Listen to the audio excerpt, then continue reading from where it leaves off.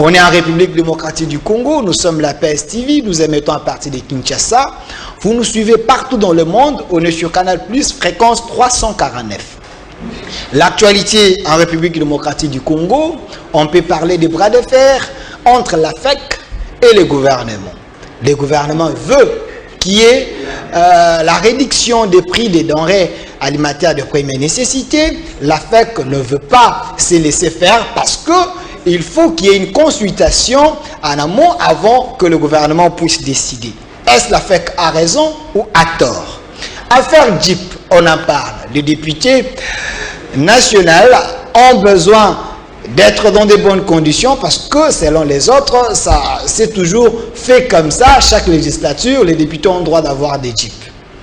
Alors 500 JIP, les pays saignent, il y a plusieurs priorités. Est-ce que le gouvernement peut se permettre de donner aux élus du peuple ce moyen de transport? Les social peuple. À quand le peuple d'abord? Le chef de l'État veut que le peuple se retrouve. Toutes ces questions très questionnantes, nous avons besoin de trouver des réponses. Accord signé entre le Rwanda, l'Ouganda, le chef de l'État a vendu le pays. Kabila avait fait mieux que Tshisekedi ou comment? Kagame est le frère réellement de Tshisekedi ou l'ennemi de Tshisekedi? Sur ces plateaux, je suis avec M. India Omari. Il est cadre influent du PPRD, très proche de Joseph Kabila. Kabangé, il est là avec nous. M. India Omari, soyez le bienvenu. Merci, Delphin. Voilà. Merci, M. India Omari. Dans quelques minutes, il y aura la présence de M. Norbert Yamba, lui qui est panafricaniste, cadre de l'UDPS. Il fera son entrée pour répondre à toutes les questions très questionnantes que vous nous avez envoyées et la thématique choisie pour aujourd'hui. Comme déjà M. India Omari est ici, M. India Omari, une question d'abord directe. Vous avez fait 18 ans au pouvoir avec Kabila. Aujourd'hui, vous vous sentez à l'aise dans l'opposition? Ben, écoutez, je vous ai toujours dit que l'option opposition n'est pas encore prise en compte pour le moment au niveau du FCC. Et depuis qu'il y a eu un coup d'État institutionnel, les désordres s'est installé et ça a commencé d'abord au niveau des institutions, des 4 institutions de la République. Aujourd'hui, nous sommes en train de continuer, ces désordres continuent au niveau des institutions locales, provinciales et locales. Et nous pensons que les choses, parce que nous, on est respectueux des textes qui nous régissent actuellement en République démocratique du Congo, nous pensons que nous avions encore la majorité au niveau, en fait, une majorité légale au niveau de l'Assemblée nationale et du Sénat. Et nous pensons qu'on ne peut pas changer une majorité au cours d'une législature. Ça n'existe pas dans, en fait, dans aucune brochure ou aucune œuvre savante de la politologie. Donc nous pensons que nos autorités vont se concerter. Un jour, l'option de l'opposition sera au rendez-vous et à ce moment-là, nous allons nous comporter comme une opposition républicaine, intellectuelle, instructive et réfléchie. Donc, c'est pas un mauvais rêve, ou soit vous pensez à faire aussi un autre coup comme vous estimez que l'Union sacrée vous a fait ses coups? Parce qu'apparemment, la réalité se présente d'une manière... Bon, écoutez, nous sommes en train de vivre les faits. Les faits sont pratiquement sacrés. Les commentaires sont libres. Nous sommes en train de vivre les faits. Les faits circulent. Les désordres s'est installé en République. Compte tenu que non, il y a eu modification de principes sacro-saints de la politologie. Aujourd'hui, nous sommes en train de vivre les désordres qui engendrent aujourd'hui des crises multiformes sur le plan social, sur le plan sécuritaire et sur le plan autre. Tu as semblé poser la question sur qui a détruit le pays. Je pense les indicateurs politiques peuvent nous édifier plus. Écoutez, je crois que non, vous avez lu l'histoire de la République démocratique du Congo ou l'histoire des Zaïre, où on parlait des groupes de Mbinza.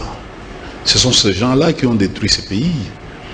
Ils ont influencé le maréchal Mobutu.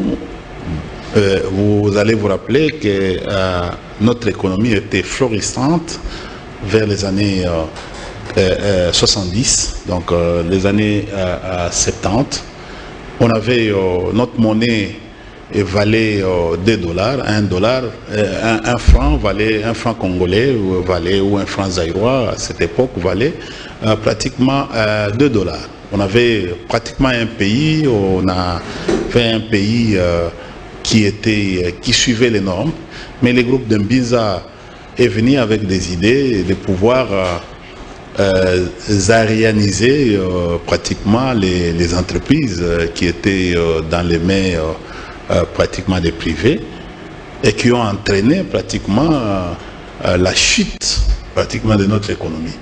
Et si on évolue vers les années 80 avec la coopération des substitutions, nous sommes arrivés où la GECAMIN a commencé à aller vers les bas, toujours avec nos amis de Mbinza qui ont commencé à interférer dans les activités de tout ce qu'il y avait comme entreprise florissante. Nous sommes arrivés vers les années 90, donc 90, donc 90. Nous avons assisté au dépillage, commandité par les partis sous les bois, donc les partis délimités. Ces pillages ne nous a pas aidés, tellement que l'économie était déjà dégingandée ou était déjà en train de tanguer. On a encore suffisamment anéanti les restes des entreprises qui faisaient pratiquement comme des amortisseurs de choc dans notre économie. Les dépillages ont pratiquement endeuillé la République. Des pillages commandés par les partis sous les bois ont endeuillé la République. Ils nous ont amené pratiquement les chômages dans ces pays. Ils ont amené les phénomènes d'enfants sorciers. Ils ont amené les phénomènes manque d'espoir, parce que tu as parlé les rêves. Les gens ont cru que non, il faut aller vers la vie facile que de travailler. Donc les phénomènes penser, les phénomènes de vouloir dire que non, mais on croise les mains vont tomber du ciel. Et nous sommes entraînés jusqu'à tel point, les mêmes partis, les leaders de ces partis qui ont commandité les deux pillages, ont démonétisé notre, pratiquement, et ont démonétisé. En démonétisant, c'est-à-dire que non, on avait trois zones monétaires dans ce pays qu'on a hérité par l'Alliance des forces démocratiques pour la libération du Congo. Quand vous regardez l'historique de notre vie commune, vous vous rendez compte que non, les destructeurs, il y a un parti qui a détruit ce pays. Et ce parti-là existe aujourd'hui. Monsieur Ndiomari, il y a quelqu'un, quand j'avais fait avec vous une émission ici la fois passée, il y a quelqu'un de la diaspora qui avait dit, mais monsieur India rêve, le parti sous le bois dont il cite les noms, ces partis n'ont jamais géré, même pendant des ans, c'est eux qui étaient au pouvoir, ils n'ont qu'à assumer leur mauvaise gestion, mais ce n'est pas ça la thématique. Mais monsieur Ndiomari... je vais répondre rapidement. Voilà. Rapidement. Nous sommes en train de parler des individus. Les partis et les individus qui y composent. Parce que les partis, ce n'est pas, c'est pas une histoire des inconnus ou des arbres. Ce sont les humains qui dirigent les partis politiques. Pour sa gouvernance, celui-là qui est en Europe, qui ne sait pas ce qui signifie un parti politique. C'est une organisation humaine. Merci. Mais pour qu'ils se rendent compte que ceux qui ont créé ces partis, ils ont été dans les impairs partis État. Ils ont géré ensemble depuis 1960. Donc, aujourd'hui, d'ailleurs, la question qu'il faut se poser, c'est quoi? J'aime bien quand tu parles de la question questionnante, souvent. Mais cette question qui semble être questionnante, je vais dire, essayons tous de poser une problématique. Mais nous sommes aujourd'hui en pleine gestion. Donc, en principe, on devait impulser une autre manière de gérer la République. Vous pensez que c'est d'ailleurs, aujourd'hui, avec tout ça, avec ces coups d'État et ce qui se passe dans les pays, on peut parler de la République? Vous pensez que la République n'existe pas? On est dans un non-État. Mais monsieur Marie, n'existe pas. Il y a un problème, si on peut parler de polémique, ou soit une confusion, on ne sait pas. Affaire Jeep, on en parle. Nous tous, nous savons que le pays a besoin d'argent, mais apparemment, il y a un acharnement par rapport aux députés nationaux. Et les gens pensent qu'ils bénéficient beaucoup, gagnent beaucoup, et on veut leur doter encore des Jeeps. Mais sous votre gestion, il y a ceux qui se défendent sous votre gestion, et tous, chaque législature, ils avaient des Jeeps. Pourquoi à l'époque de Félix, vous les PPRD surtout, vous pensez que ça ne peut pas se faire? Ce n'est pas une mauvaise foi de votre part. Bon, écoutez, il faut gérer autrement. Ok. Il est possible aujourd'hui en République démocratique du Congo de gérer autrement. Donc, vous avez mal géré. J'ai dit ceci, il est possible aujourd'hui, compte tenu de ce que nous sommes en train de voir. Je ne sais pas, nous sommes dans quel régime? C'est un régime présidentiel, c'est un régime semi-présidentiel. C'est quoi ce que nous sommes en train de vivre? On n'a pas encore changé la Constitution. Non, c'est quoi? On est toujours dans les règles. Mais je suis politologue. Ok. Je ne sais pas quelle est la place du Premier ministre et la place du gouvernement. J'ai eu à questionner plusieurs ministres et à un certain moment, il y a un ras-le-bol au sein du gouvernement. Ça, je suis en train de vous dire. Un jour, on peut se réveiller. Le gouvernement ici, je suis honnête avec moi-même. Nous ne sommes pas des ennemis, c'est de l'adversité avec nos amis de l'Union Sacrée. Attention, c'est l'Union Sacrée parce qu'il y a du sucre, il y a du miel. Les gens sont partis là, il y a du miel. Ils sont en train, il y a du miel et les abeilles sont tout autour. Et les résultats, nous allons subir les conséquences. Et les conséquences, nous sommes en train de les subir. En fait. Mais je vais aller très loin. Quand je parle, il faut gérer autrement. Il est possible de gérer. Et quand on gère, on agit. Et quand on agit, on s'assume. Mais l'affaire des Jeeps, qui fait la chronique, qui fait jaser pratiquement, et au niveau interne et au niveau de la communauté internationale aujourd'hui, c'est une honte, c'est un scandale. C'est de la mafia. C'est l'omerta. Là, je suis en train d'aller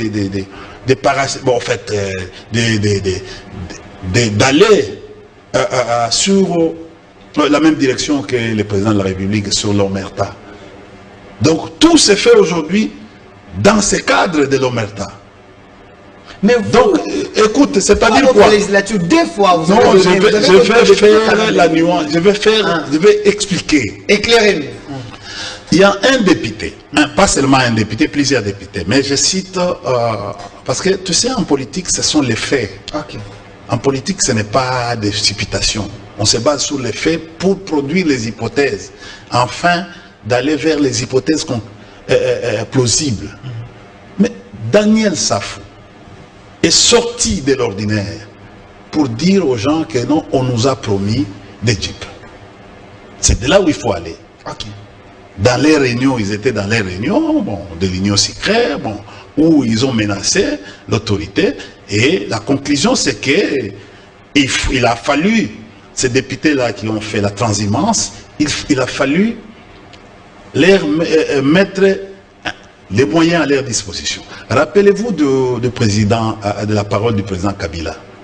Quand il nous avait reçus à Kingakate, il nous a dit que non, si aujourd'hui ou demain la majorité changeait, elle coûtera cher. Et c'est ça que nous sommes en train de vivre. Dans ces cas. Oui, ces gens-là. Donc c'est une majorité achetée selon vous? Mais il y a l'achat des consciences. Mais quelque chose qui va dans la corruption, mais va toujours subir les conséquences. Parce que ce n'est pas propre. Ce n'est pas quelque chose qui est propre. Attendez. Il y a la communication du rapport. Attendez, nous sommes en train d'aller vers une meilleure communication avec efficacité et efficience. Nous arrivons à une date où le président Mbosso, président de l'Assemblée nationale, c'est lui la deuxième personnalité du pays. C'est lui l'autorité suprême de cette chambre, la chambre basse.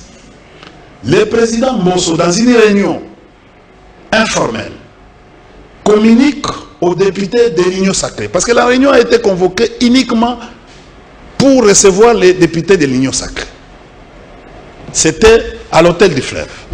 Il fait une communication dans sa manière pour dire que non, mes amis, regarde tout ça. Je ne veux pas aller trop loin avec tout ce qui a été dit parce que l'audio est là.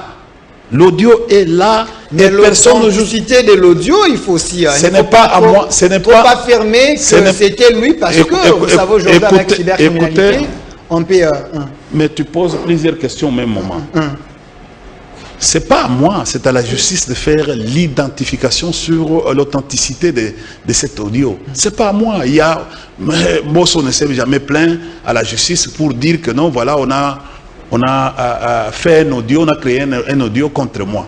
Il n'y a jamais eu. Moi-même, j'ai participé à une émission dont son coordonnateur de la cellule de communication avait accepté que l'audio là était... L'audio venant de Mbosso. Oui, de Mbosso. Un jeune homme qui s'appelle Blanchard. Et l'émission là est là. Tu peux demander à votre confrère qui s'appelle au fait Beta Biloko, c'est le gars. Évolué. Il a pratiquement au fait les contenus de l'émission. Il a accepté que non, ce n'était pas mauvais qu'il parle. Mais il a seulement regretté du fait que non, on l'a enregistré. On l'a enregistré. C'était ça, que c'était pas normal qu'on enregistre le président qui faisait la communication. Le président a dit quoi?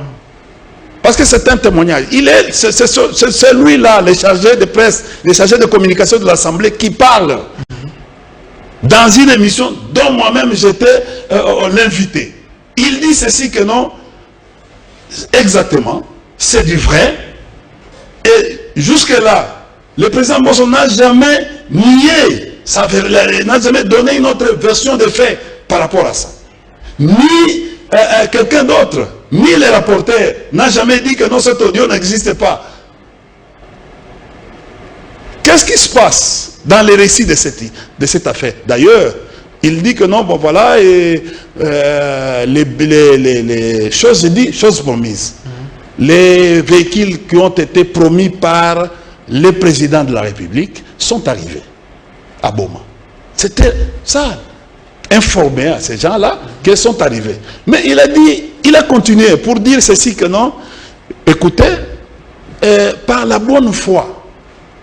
C'est-à-dire, ces véhicules-là étaient destinés uniquement pour l'Union sacrée. Mais par sa bonne foi, il permet à ce que les autres de l'opposition, parce que c'est la bonne foi, ils vont bénéficier aussi.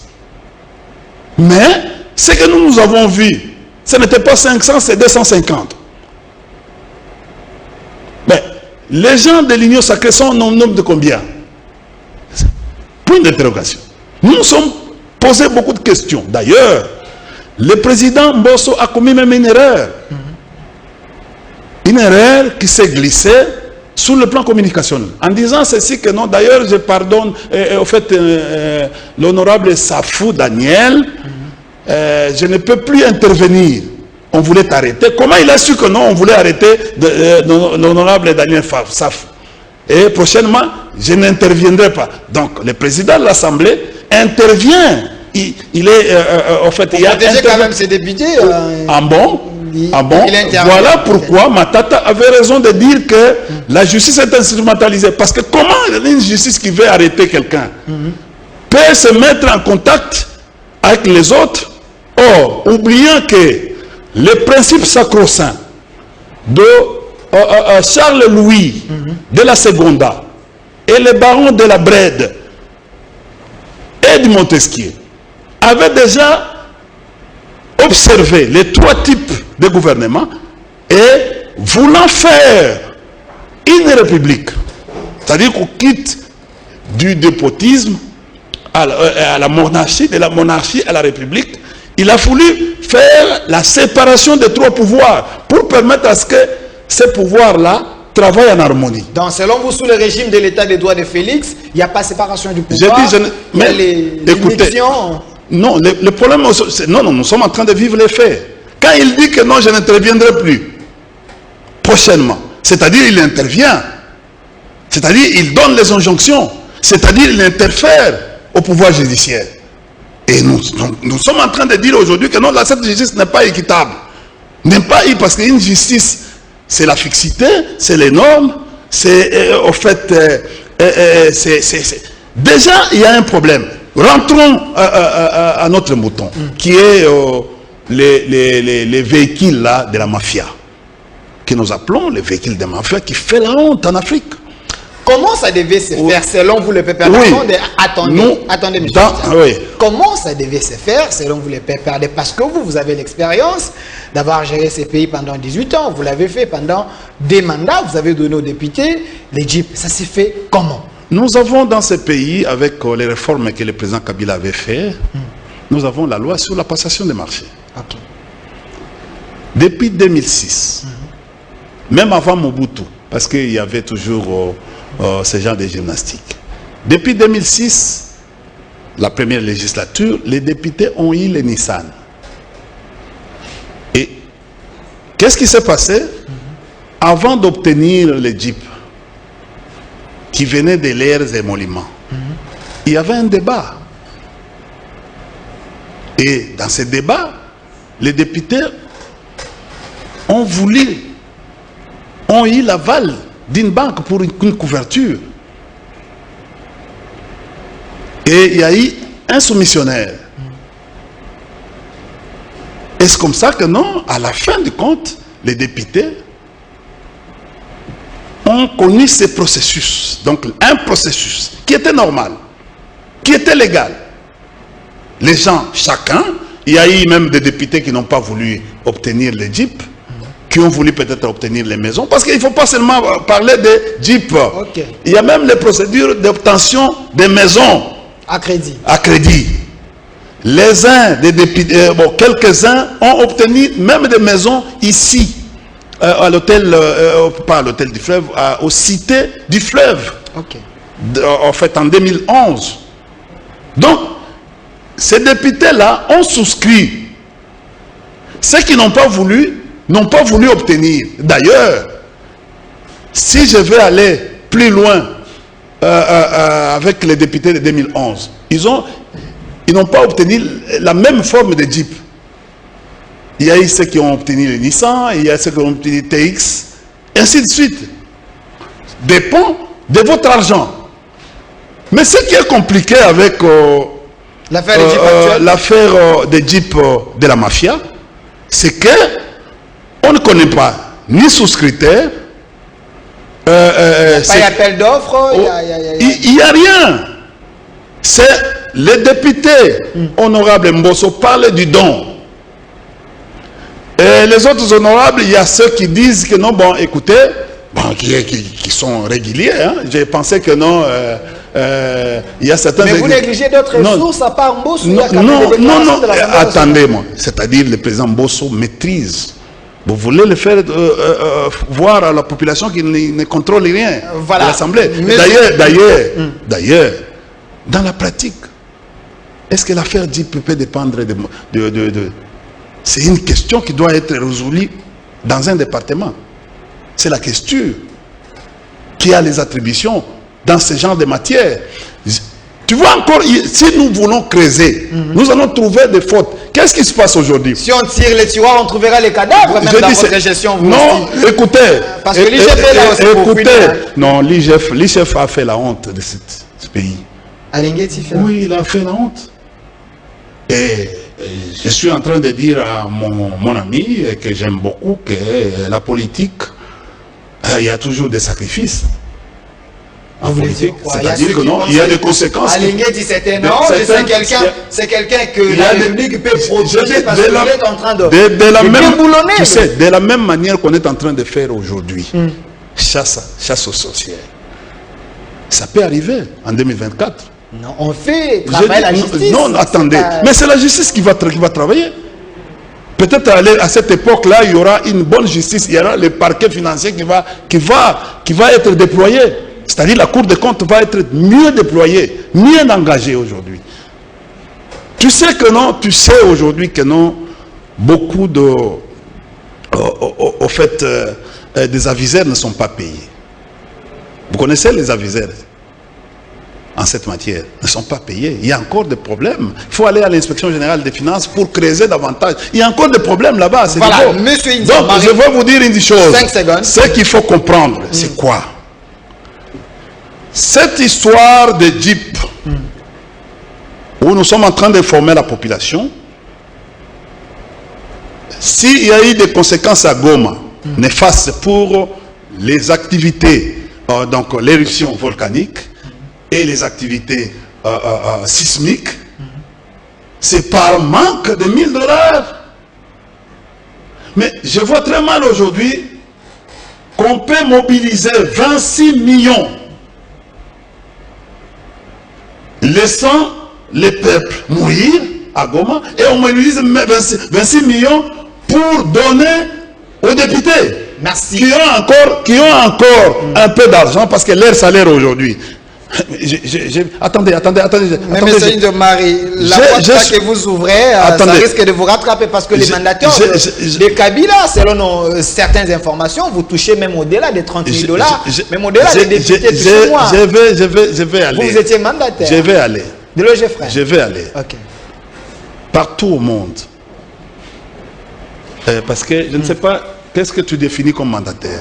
Les chefs d'entreprise sont mieux payés dans le monde. Quand vous allez en France, les PDG, d'ailleurs ce n'est pas comme chez vous ici, là il y a les filiales, comme Total, il n'est plus dans la gestion, lui c'est dans la coordination, il est dans les programmations.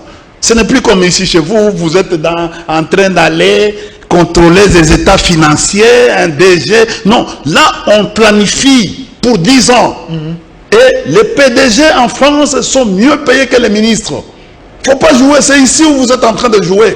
Et on est considéré, moi, je me rappelle à l'époque, j'étais encore à l'ICCN. Je voyage avec les ministres, mon ministre, nous allons aux États-Unis ou ailleurs. On prend mon ministre, c'est-à-dire que non, on me donne moi la limousine, mais le ministre, parce qu'il n'est pas technique, on lui donne. Et à un certain moment, qu'est-ce qui s'est passé à l'aéroport? J'ai dit à mon Excellence, est-ce que vous pouvez? Mais les protocoles refusent. Parce que là-bas, sur le plan international, on a beaucoup de considérations sur les techniciens. Parce que c'est lui qui crée la richesse. Parce qu'un PDG, ce n'est pas n'importe qui. C'est ici vous êtes en train de voir où vous pouvez faire vos calculs d'ordre politique. Non. Effectivement, nous sommes administratifs, on est aussi politique. Mais un PDG n'est pas n'importe qui. C'est un créateur de richesses. Il est là pour créer. Mieux payé que les députés nationaux. Il doit un député, même en France, faire la différence entre un député français et un PDG français. Merci. Je crois que non, mon aîné qui est ici, Yamba que je salue en passant, ne me contredira pas parce qu'il est développeur, il sait l'importance de celui qui est à la cuisine. Merci, monsieur Par rapport à un ministre qui a été récupéré, bon, en fait, par, pour des aspects politiques. Marie, je rappelle que j'avais annoncé depuis le début de cette émission la présence de monsieur Norbert Yamba. Bon, il est venu en retard, mais du moins il est là. Monsieur Norbert Yamba, on a évoqué le premier sujet, affaire Jeep de député. Monsieur India pense qu'il y a la mafia, donc le député ne pouvait pas obtenir ces Jeeps de la manière frauduleuse. Donc tout cela ne respecte pas même l'état de droit. L'IGF est instrumentalisé. Mbosso, il est en train de faire nourrir la corruption au sein de l'Assemblée nationale. Mais non, on est sur affaire mandataire de l'État. Il y a un communiqué de la présidence qui voulait à ce qu'on puisse suspendre certains mandataires de l'État parce qu'il y aurait des détournements très sérieux. Votre analyse? Je voudrais d'abord saluer mon frère India. C'est grâce à ce que vous m'avez dit que c'est lui qui venait, donc je dis je vais l'honorer. C'est comme ça que je suis venu, même si je suis occupé. Je ne suis pas un petit chômeur en train de me balader. Quand vous dites que vous venez en retard, quand vous annoncez aussi en retard, on vient en retard. Voilà. Parce qu'on n'est pas disposé simplement à réaliser des émissions. On a autre chose à faire et ça fait partie véritablement des recettes. Alors, vous me lancez en pâture vis-à-vis de l'opinion comme si moi je respecte, je n'arrive pas à temps. Okay. Alors, à ce qui concerne, tu as parlé de... Affaire Jeep, oui. Et puis la corruption, la mafia qui s'installe dans l'Union sacrée, vous qui êtes du pouvoir, je rappelle que vous êtes de l'UDPS, parti au pouvoir, et affaire mandataire de l'État, il y aurait des corruptions, vous voulez qu'on puisse les suspendre, vous gérez la République à votre manière. Ben écoute, je connais mon frère qui est assez habile, dont j'apprécie naturellement cette grande évolution positive par rapport à la pertinente réflexion, etc. Mais là, il s'est trompé d'adresse. Il fait une transposition, quoi. En fait, ce qui s'est passé hier, il croit que c'est ce qui s'est passé hier qui se fait aujourd'hui. Or, on est en train de marquer une certaine rupture, une certaine distance par rapport à la manière de faire les choses. Certainement que le problème voiture pose problème. J'attends des déclarations parfois incendiaires dans les chefs, des hommes politiques, etc. Bon. Est-ce que le chef de l'État peut faire un don député? Ce n'est pas une corruption, ça. India Force connaît ce que c'est la mafia. Faire un don. Bon, lui qui contient le contenu de mafia, est-ce que c'est une mafia? Je ne sais pas. Chaque concept a son contenu, quoi. Est-ce que le chef de l'État peut faire un don? Moi, j'ai vu, parce que ça fait longtemps que je suis à l'enseignement supérieur universitaire. Le maréchal Mobutu avait donné à une certaine époque, je crois au début des années 80, des jeeps aux professeurs. Est-ce que c'est une corruption? Il était tout puissant, il était dictateur, il pouvait bien se poser quand il veut, etc. Mais il a donné des dons. Vous savez, le problème du Congo et du Congolais, c'est un problème assez complexe. Et lorsque le Congolais décide de faire mieux, je crois que dans tout secteur, il y a moyen d'encourager. Mais les dossiers Jeep, je n'ai pas beaucoup d'informations par rapport à ça. Mais vous pensez que le chef de l'État ne peut pas corrompre le député? Alors, corrompre le député pour gagner quoi? Pour être élu président? Une manière de se faire la santé au Parlement pour que les lois passent. Mais quand on a créé l'Union sacrée, est-ce qu'on a corrompu les députés? Et si dans l'hypothèse ils ont été corrompus, il faut encore les corrompre davantage? Non, non. Ça, c'est un débat de bas étage. Pensez-vous que les entreprises publiques de l'État, il y a les mauvais gestionnaires depuis l'époque de Kabila, il faut changer des gens parce qu'il y a un communiqué là, apparemment, il y a eu des détournements, il faut quand même assainir ce secteur. Oui, mais c'est normal, il faut des réformes. En commençant par le président Kabila lui-même à l'époque, par l'entremise de son conseiller spécial en matière de lutte contre la corruption, le professeur Luzolo Bambi, qui a démontré qu'il y avait de l'argent volatilisé chaque mois, chaque année, et que les entreprises devenaient des boutiques, des PDG. Il faut des réformes pour changer la société, mon ami. S'il n'y a pas de réformes, c'est vraiment malheureux. Et la tendance aujourd'hui, c'est de dire, même si quelqu'un qui a été nommé par le président Kabila, qui travaille bien, pourquoi pas, c'est un Congolais, il va continuer. Mais si dans l'hypothèse où les structures de dissuasion observent qu'il y a eu mégestion, qu'il y a eu mauvaise gouvernance des entreprises qui leur ont été confiées, c'est très clair qu'il faut prendre des décisions courageuses par rapport à ça, pour régler la situation. Donc, moi, je pense aujourd'hui, on plaire, il n'y a pas l'argent, la situation ne marchait pas, mais il faut drainer cet argent autour du trésor public. Et là, il faut arrêter la corruption. Il ne connaît que 65% de nos recettes sont volatilisées, entrent dans les poches des fonctionnaires de l'État.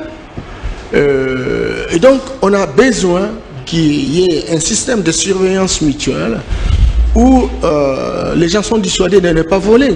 Merci. Voilà, donc toutes ces structures qui sont requinquées aujourd'hui vont nous aider. On n'y est pas encore d'ailleurs. Il faut contrôler entreprise par entreprise pour qu'on fasse un état de lieu. Il y a la SNEL, Régie des eaux, il y a trop donc, là, il faut... chaque entreprise, chacune aura son tour et je crois que on va établir la vraie cartographie. Merci. Chacun aura son tour chez les coiffeurs. Monsieur India Omari, il y a un bras de fer entre la FEC et le gouvernement, dans le Conseil des ministres. Le gouvernement a décidé qu'on puisse baisser au moins les prix des denrées alimentaires de la première nécessité. Mais Yuma, qui est du FCC, je ne sais pas si c'est l'ancien du FCC, monte au créneau pour dire non, il faut quand même qu'on puisse nous consulter. Voilà, voilà. Les autres pensent que vous continuez à bloquer le chef de l'État. Ben, je vais rentrer en arrière pour essayer. J'ai vu la gymnastique de mon aîné, Yamba Yamba, qui a du mal sur cette affaire de Jeep Pédissade, Hyundai, de marque Hyundai, où les communiqués isent de partout, l'Assemblée nationale se contredisent, donc les éléments qui sont dans la composante Assemblée nationale se contredisent les uns les autres sur cette affaire qui semble, en principe, le procureur général près de la Cour de cassation devait déjà s'en saisir et mettre la main sur les responsables du bureau. Pourquoi? Parce qu'il est anormal. Un rapporteur qui va jusqu'au-delà, donc à l'extrême, en disant qu'il y a des députés qui viennent en moto, comme si les allocations qui ont été mises à leur disposition à l'entrée de leur mandat n'ont pas été utilisées pour ça. Un véhicule catch, c'est combien? C'est 2000. Un député avec son salaire actuel aujourd'hui. Mais votre effort. Attendez, je termine. Attendez. Ça a suivi une procédure de la passation des marchés. Nous avons toute une loi sur ça, cher ami. Parce que vous voulez toujours recourir à ce que nous avons fait. Mais imitez ça comme modèle. Et peut-être faire mieux que nous. Vous n'allez pas continuer toujours, vous avez fait 18 ans, vous êtes en train de faire quoi depuis que vous êtes là? 3 ans, vous tergiversez. Les routes aujourd'hui sont abîmées. Aujourd'hui, tout ne marche pas. Tu as parlé tout à l'heure, tu as vu où on est intellectuel. Moi j'aime mon aîné, un directeur de cabinet qui prend la place d'un premier ministre qui est ici sur place, qui prend les fonctions d'un premier ministre, qui fait un communiqué, un directeur de cabinet, c'est où? Ce style-là provient d'où? Il est dans le cabinet, dans l'administration et dans la technostructure. Mon frère et ami Guilain Niembo, personne ne peut contredire sa probité intellectuelle. Mais à un certain moment, il doit y avoir un conseiller dans ce domaine. Fait des trous. Non, vous n'allez pas faire un communiqué. Un communiqué. D'abord, qui détermine qu'il y a eu des vols? C'est moi. Les vols, qui détermine? C'est pas les magistrats. Pourquoi il ne se confie pas? C'est l'enquête de l'IGF, parce que l'IGF appartient à la présidence. Finalement, écoutez, d'abord la procédure a toujours été mauvaise. Okay. L'IGF trompe. La procédure de l'IGF, c'est quoi? Quand il vient vous enquêter, il ne vient faire pas comme ça s'est fait aujourd'hui. On t'a dit qu'il y a même des malades qui qui connaissent les problèmes. Ils arrivent toujours à 17h pour contrôler les mandataires. Ils arrivent à 16h, 17h. Les DG, les responsables des entreprises sont là pour signer des papiers, par exemple. Il faut attendre les contrôleurs qui vont arriver à 16h. Ils arrivent. Et je ne vais pas aller trop loin sur ce qui se passe. C'est honteux. C'est honteux. Je ne veux pas aller dans cette pratique qui se passe. Mais je vais vous dire une chose. C'est que vous devez comprendre. On ne peut pas condamner un chef d'entreprise sur base des soupçons. donner l'IGF, la fameuse IGF devait faire quoi? Dès qu'il vient faire un rapport, il doit avoir une contradiction. Il doit avoir des sons de cloche. Donc l'IGF est instrumentalisé. Mais j'ai dit ceci, écoutez, nous sommes en train de voir, au fait, l'IGF c'est l'auditeur. C'est l'auditeur, c'est même l'auditeur, il n'est pas auditeur interne, il est auditeur externe. Ok, faites. Parlons-en parce qu'on n'a pas assez de minutes à faire. Écoutez, ce qui se passe aujourd'hui, nos amis qui sont en train de diriger la présidence aujourd'hui doivent nous aider. Nous sommes en train de, petit à petit, en train de trouver un certain nombre de choses qui nous inquiètent et qui humilient la République. Donc il y a la matérisme. Mais vous avez vu, les ministres sont partis, d'abord les services et les autres sont partis à Goma. Les ministres, 7 ministres sont partis, sont allés à Goma, ils ont fait, en passant par les Rwandais, pour arriver à Goma, atterrir à Goma, au moment où en fait, l'aéroport de Kavumu devrait être. Ils ont fait ça, mais ils sont rentrés. Comment ils sont rentrés ici à 1h45, 47 minutes? Quand ils sont rentrés, les 7 minutes, le Premier ministre est allé avec 12 ministres. Mais vous avez compris, on s'est posé la question, les rapports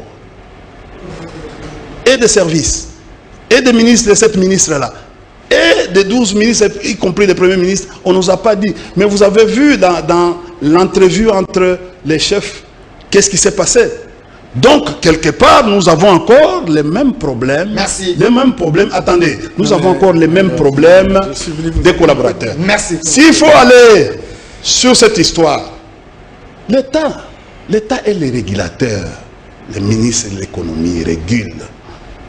C'est lui qui a la structure des prix. Alors moi, je suis... Non, je vais vous donner la parole ici. Mais la FEC... Alors j'arrête. Non, je vais te tranquilliser, sois calme. Vous prenez trop de temps. La FEC, c'est un consortium de commerçants, des hommes d'affaires. Je n'ai jamais vu au monde... L'État est en train de fixer les prix. C'est l'État qui fixe, en fait, excusez, qui commence à faire, qui commence à prendre la place du commerçant. Au lieu de réguler. Mais ce qui se passe aujourd'hui, bon, nous allons rentrer à la situation de la Russie. Il y a eu l'ex-IRSS. Donc c'est la dictature, c'est nous sommes en train de rentrer à la structure. Le gouvernement devrait se concerter avec la FEC et voir les valeurs FOB, les valeurs CIF et voir comment on peut, merci, oui, en cohésion, comment on peut arriver à réguler. Voilà, monsieur Norbert Mbayamba, vous êtes de l'UDPS. Est-ce que ce n'est pas une honte que vous êtes en train de faire à la République en écoutant monsieur India? Vous devez faire les choses proprement en respectant l'état de droit. Un conseil des ministres se décide à fixer les prix, contrairement à la FEC qui devait être aussi là pour être consultée parce qu'ils ont quand même le pouvoir. Est-ce que cette manière de faire, ce n'est pas la dictature? Vous n'êtes pas de vrais mouboutistes aujourd'hui au sommet du pouvoir? Non, je voudrais d'abord remercier India qui fait beaucoup d'efforts pour chercher comment trouver des griefs, mais il n'en trouve pas malheureusement. Et bon, c'est normal, il est de l'opposition, il peut dire tout ce qu'il peut dire. Malheureusement, il n'arrive pas à convaincre les téléspectateurs. Mais je vous invite à regarder ta montre. Il ne faut pas que ta montre soit figurante. Non. Pour regarder combien de temps il utilise. Parce que moi, je suis arrivé... Il a eu 4 minutes. Je vous donne... Non, tu n'as pas regardé pour dire 4 minutes. Évoluer. Donc, j'ai 10 minutes. Donc, je voudrais dire à India, je n'aime pas ce débat. Et quand j'ai appris que c'est India, je crois qu'on allait faire un débat de fond, un débat pour élever le Congo, etc. Mais on est là dans de petites choses, FCC, imitation, etc. Tout ça. Imiter FCC, mais c'est tuer le pays. Imiter FCC. Mais ça c'est visiblement assassiner tout un peuple, etc. Même le président Kabila lui-même a estimé qu'il fallait véritablement l'alternance, parce que continuer dans ce sens, c'est prendre le risque de décimer tout un peuple. On a passé au temps. C'est pas un modèle. Non. Okay. À quoi il peut servir de modèle? Un îlot d'abondance dans un océan de misère. Ah non, je comprends mon frère India, c'est simplement parce que depuis un certain temps, lorsque on a été très professionnel dans un métier, et même si on délocalise le système, la tendance générale, c'est de croire qu'on est en train d'exercer les mêmes valeurs du métier qu'on a exercé. Or, on vous informe qu'aujourd'hui, c'est un autre système. Et vous dites, non, ce n'est pas un autre système, parce que vous faites comme nous avons fait. Et pourtant, vous savez que l'IGF était attaché à la présidence de la République, pour laquelle vous avez géré pendant 18 ans. Et que vous n'avez jamais utilisé cette... Les quelques rares des rapports où je suis tombé, ça n'a jamais été exploité. Et on a ajouté un conseiller spécial à la corruption, qui est venu et plusieurs fois dit 15 milliards volatilisés chaque année. Personne n'a été poursuivi. Parce qu'il y a des gens qui ont décidé de créer un îlot d'abondance pour créer un océan de misère dans notre pays. Et c'est eux maintenant qui ressurgissent pour donner des leçons. Malheureusement, ils n'ont pas d'argument pour convaincre notre peuple. Je suis vraiment désolé de ça. L'AFEC. Est-ce que le directeur du cabinet remplace le Premier ministre? Ah non. Le directeur du cabinet ne peut pas remplacer le Premier ministre. Mais le président de la République a la responsabilité d'infuser une vision. Et il a naturellement son directeur de cabinet pour poser certains actes qu'il aurait pu lui-même faire. Cependant, India est en train de partir à partir de leur expérience. Vous vous rappelez à l'époque de Mosito? Vous vous rappelez comment les directeurs de cabinet prenaient des mesures pour demander même au Premier ministre de ne même pas signer sur le document? Ça, c'est le directeur de cabinet qui le faisait. Qu'est-ce que Guillet a fait? Il a fait quoi pour remplacer le Premier ministre? Samalou Kondé est en train de diriger les réunions du Conseil des ministres. Effectivement, sous la présidence du président de la République, qui est reconnu statutairement comme président du Conseil des ministres. Il fait son job. Mais il y a une attente, il y a une interaction interinstitutionnelle. Donc on ne peut pas faire comme vous avez fait en minimisant naturellement le Premier ministre. Nous ne le faisons pas. Au contraire, on forme un fonds pour réussir. Vous décidez à baisser les prix des denrées alimentaires sans consulter la FEC. Alors vous devenez les dictateurs, il faut quand même respecter. Là, le débat est fondamentalement intellectuel et je vais parler comme intellectuel. Okay. Parce que c'est une question qui est liée à l'économie. Et je ne serai pas très loin de mon frère India. Parce que la société, elle est composée de différents sous-systèmes. La société elle-même, c'est un système. La performance du système sociétal est le résultat des interactions entre les différentes composantes, les différents sous-systèmes. C'est-à-dire que pour qu'une décision puisse avoir une répercussion pertinente au service de la population, il faudrait que les acteurs qui sont à l'intérieur de ce système échangent, discutent, examinent et se mettent d'accord pour que cela arrive à être une décision. Et vous avez dans les systèmes, il y a le gouvernement, il y a les fonctionnaires, il y a les opérateurs économiques, il y a la société civile. Chacun joue sa partition. Et dans les décisions qui concernent les opérateurs économiques, avant que la décision ne soit prise, si cette décision est stratégique et concerne les opérateurs économiques, il est important que la discussion soit engagée entre le ministre de l'économie et les opérateurs économiques. Les opérateurs économiques ne sont pas simplement un pouvoir, mais c'est aussi une société civile. C'est aussi un contrepoids. C'est aussi un garde-fou. C'est très important. Il faut que cela soit intégré dans la dimension dans notre façon de faire les choses. Donc, si on détermine les prix au bureau du ministre, ah non. Mais il faut une discussion avec les opérateurs économiques. Le grand problème qui se pose, et si j'ai bien écouté, c'est que c'est comme s'il n'y a pas eu une discussion avec les opérateurs économiques et on a pris unilatéralement la décision. Le ministre, le gouvernement a la responsabilité de réguler le prix. Mais dans les comptes rendus, on dit qu'il y a eu des concertations entre le gouvernement et les opérateurs économiques. Bien entendu, c'est que la règle a été respectée. Parce que le gouvernement de la République a la responsabilité en tant que pouvoir public de faire la régulation, mettre en place des lois, des normes, des pratiques et donner la possibilité aux différentes initiatives d'y émerger au profit de la population. C'est très important. Et donc, la sécurisation des opérateurs économiques, c'est les normes que l'État a éditées, ce sont ces normes qui les sécurisent. Et donc, les opérateurs économiques ne peuvent pas faire le contraire de ce qui a été édité par l'État. Et l'État, parce que, et c'est là justement la nuance avec India Force, c'est que l'État, c'est le panier de la ménagère. L'État, c'est faire le calcul d'importation du lieu d'achat jusqu'à chez nous. Il sait faire le calcul des prix de revient.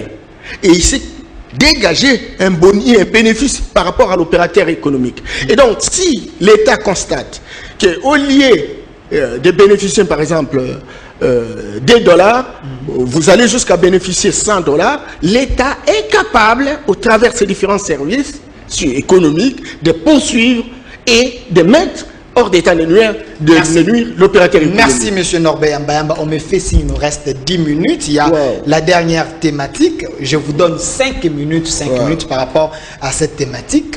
Les chefs de l'État signé, bon, disons, la RDC a signé des accords avec le Rwanda et l'Ouganda. Les gens se posent des questions. Est-ce qu'on a vendu les pays? Kabila, à son temps, n'avait pas fait ça. Quoi comprendre sur ces accords, M. India Omar, dans les 5 minutes que je vous donne? Si elle les arriérez, vous récupérez. C'est également votre mot de la fin, parce que vous avez que 5 minutes. Mais il faut toujours regarder la montre. 5 minutes seulement, parce que vous, si vous aurez 5 minutes, on termine l'émission. Chers frères, nous sommes à 15h58 minutes. Et pour vous dire, le président ne peut pas à chaque fois faire une vision. La vision est matérialisée par un programme du gouvernement. Lisez l'article 91. On dit, le gouvernement de la République définit la politique de la nation en concertation avec le président de la République. Un directeur de cabinet ne peut pas se substituer au Premier ministre. Cher aîné. Il n'y a jamais été question. Cher aîné, ce qui s'est passé, c'est à condamner. Nous sommes intellectuels, ce qui s'est passé, ces gens de communiquer, c'est à condamner. Pour une république, d'ailleurs, nous ne sommes pas, on ne sait pas si effectivement nous sommes une république, parce que, écoutez, nous ne respectons pas aujourd'hui, au fait, Charles et Louis de la Seconda. On ne les respecte pas. Et on ne peut pas aujourd'hui parler de la République avec tout ce que nous sommes en train de faire. Nous sommes en train de vivre comme des ordres. Qui va maintenant aujourd'hui, qui a ancré pratiquement les institutions, des institutions de la 4 institutions de la République aujourd'hui aux institutions provinciales et locales. C'est bien de dire tout ce que vous avez dit ici. Je suis tout à fait d'accord avec l'analyse sur ce qui vient de se passer. Parce que bon, nous sommes en train de comptabiliser, nous sommes en train de monitorier les erreurs. Vous commettez des erreurs tous les jours. Et les gens se plaignent. Et la population aujourd'hui est aux abois. Vous avez vu il n'y a pas longtemps où on est venu saccager votre siège. La population est venue saccager votre siège. C'est-à-dire, il y a un ras-le-bol. Les gens en ont marre. Sur votre politique, même si on ne sait pas quel est le système politique que vous utilisez. Attention! Parler des systèmes politiques, il faut définir ces systèmes, ce qui signifie régime politique, système politique, forme de l'État. Vous avez quel genre de forme de l'État aujourd'hui, où on se réveille le matin, on prend une décision, même sans soubassement.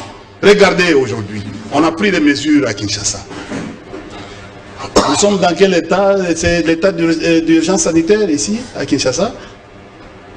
Le président de la République devait proclamer en principe un état d'urgence sanitaire, pour que les mesures qui ont été prises soient accompagnées par au fait,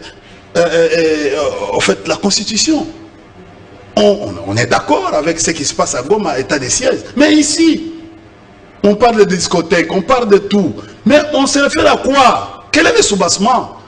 Mais quand vous violez, quand on vous dit que non, vous continuez à violer, vous dites non, non, non, on ne viole pas. Nous sommes là, nous sommes un régime présidentiel. Ok, vous dirigez, continuez à diriger, même à distance, faites. Vous avez dit on préside des réunions, mais vous voyez qui préside des réunions. Contrôlez les minutes. Il vous reste 2 minutes. Les accords.